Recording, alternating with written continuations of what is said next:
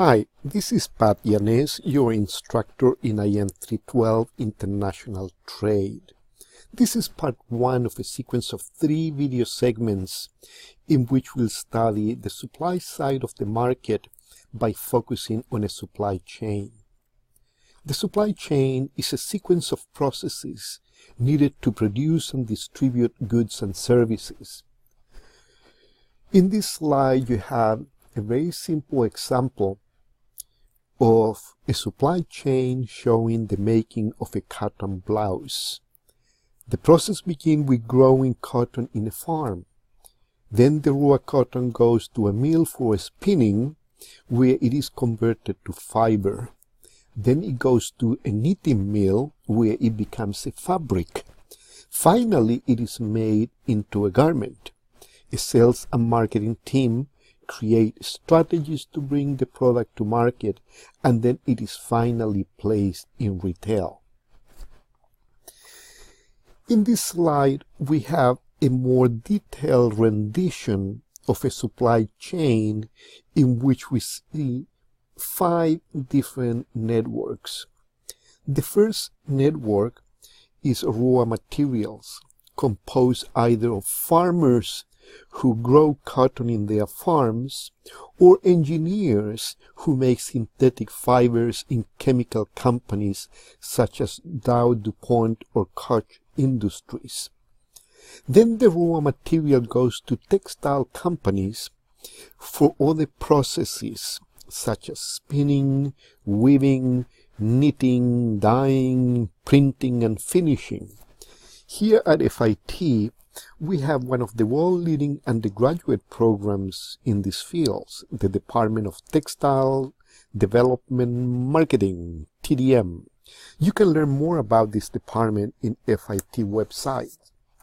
Once the fiber is constructed, whether it is knitted or woven, the next process is the production network, where manufacturing factories bring all the parts together, such as cutting and sewing the fabric, attaching labels, trims, and findings, the actual making of the physical garment. Here at FIT, we also have one undergraduate program in production management. You can learn more about it in FIT websites. After manufacturing, the logistics and transportation network deliver the finished product to its target market. And finally, the marketing network makes it available to consumer. Until the 1960s, the supply chain was very local.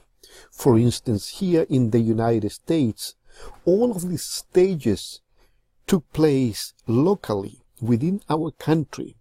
But beginning in the 1970s, with the explosion of globalization, some part of the supply chain moved to other countries which had different languages, measuring systems, different currencies, and trade laws. To ensure accurate communication among diverse countries, classification system had to be created. This is an example of a classification system. In 1994, the United States, Canada, and Mexico entered into a regional trade agreement named the North American Free Trade Area, NAFTA, with the goal of reducing and eventually eliminating all tariffs among themselves. Since the United States, Canada, and Mexico speak different languages, have different currencies and measuring systems, they created the North American Industry Classification System, NAICs, to ensure that regardless of their differences, they could identify and classify their products and manufacturing processes with a precise number. This is the structure of the NAICS system. In our economy, Americans produce goods and services. Goods are classified in 3 groups and services in 8 groups. There are more services because we are a service economy. Almost 80% of what we produce are services. In fact, most of us will work our entire lives in services, not in the manufacturing of goods. Goods coming from agriculture and forestry are assigned the number 11 as their first two digits in NAICs. Goods coming from mining are assigned the number 21 as their first two digits in NAICs. Goods made by construction companies, such as houses, buildings, bridges, are assigned the number 23. And goods made in factories, manufactured goods, are assigned the numbers 31, 32, and 33 as their first two digits.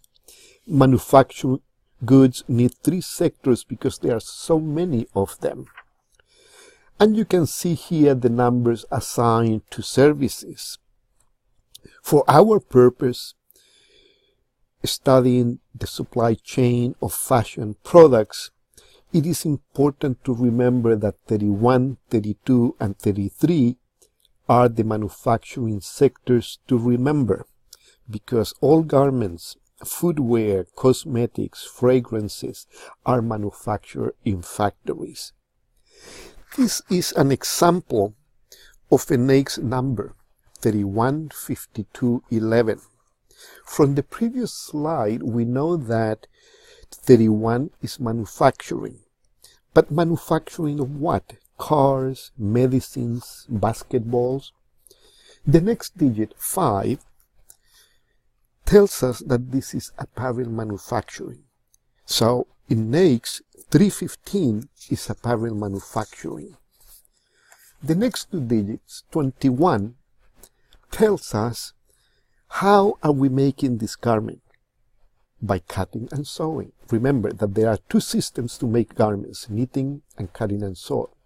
In this case, is cut and sew. And then the next digit tells us for whom this product is. And it's apparel trimmings, is trimming and findings for men's and boys. So this NAICS number, 315211, embodies all that information, and whether apparel workers in Mexico speaking Spanish, or Canadians speaking French, or Americans speaking English, they can communicate with precision. In industry, the NAICS number can go up to 10 or 11 digits, depending on how much detail is needed to convey. Here you have the NAICS description of apparel manufacturing. We begin with 31, which is manufacturing. If we add a 3 to 31, it becomes 313, which is NAICS designation for textile mills. If we add a 1 to 313, it becomes 3131, which are the mills that process fibers. If we add a 2 to 313, it becomes 3132, which are the mills that convert the fiber into fabric.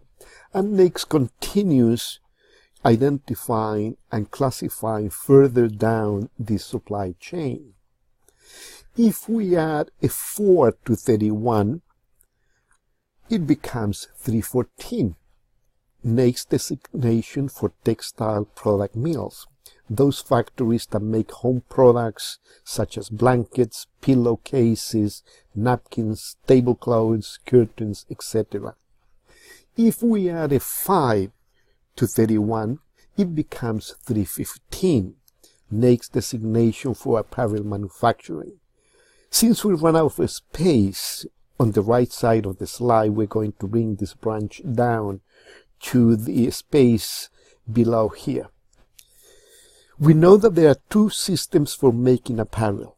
Knitting, which is NAICS designation of 3151, or cut and sew, which is NAICS designation of 3152.